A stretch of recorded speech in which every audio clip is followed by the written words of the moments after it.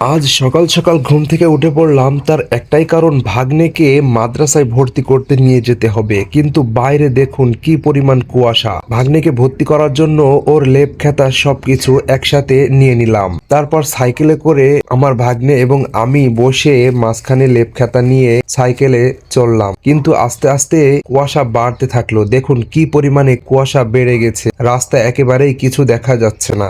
একটির জন্য আল্লাহ বাঁচিয়ে দিয়েছে, অনেক বড় অ্যাক্সিডেন্ট হতে যাচ্ছিল। অবশেষে আমরা মাদ্রাসায় পৌঁছে গেলাম।